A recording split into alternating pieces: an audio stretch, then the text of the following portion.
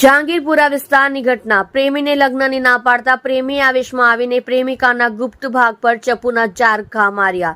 દીકરીને બચાવવા ગયેલી માતાને પણ પ્રેમીએ ચપ્પુ મારી દીધું હતું. જહાંગીરપુરા પોલીસે યુવતીની ફરિયાદ લઈ પ્રેમી પ્રતિક મનોજ પટેલ સામે હત્યાની કોશિશનો ગુનો દાખલ કરી તેની ધરપકડ કરી છે. પ્રેમી પ્રેમિકાને ચપ્પુના ઘા માર્યા છે. શું છે ગુનાની હકીકત અને આરોપીની વિગત?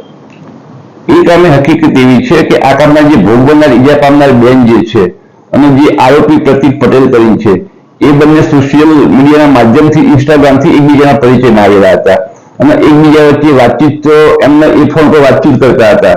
દરમિયાનમાં આ બંને વચ્ચે આ જે ભોગ બનનાર જે છે એને આ છોકરા સાથે સંબંધ પસંદ ન હોય એને એની સાથે બોલવાનું અને કોઈ પણ બીજો કોઈ એની સાથે કોઈ વાતચીત કરવાનું બંધ કરી દીધેલું. જેથી આ કામે જે આરોપી પ્રતિક પટેલ છે એ ગઈ તારીખ 13/3/2024 ના રોજ સવારમાં એને ખબર હતી એમ કે આ ભોગ બનનાર જે છે ટ્યુશન ક્લાસીસમાં આટલા વાગે અહીંયાથી નીકળે છે.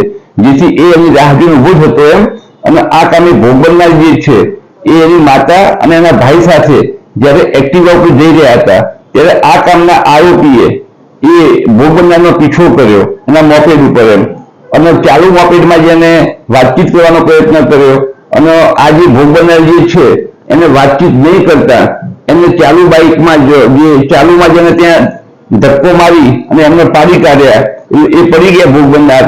એટલે ભોગ બનનારનો આ કામના આરોપીએ એની સાથે જે સરી હતી એનાથી એને ઈજાઓ કરેલી એને અને પછી એ વખતે એના માતા પણ વચ્ચે પડતા એના માતાને પણ પેટના ભાગે ઈજા થયેલી છે અને લોકો ભેગા થઈ જતા આ કામના આરોપી ભાગી ગયેલી.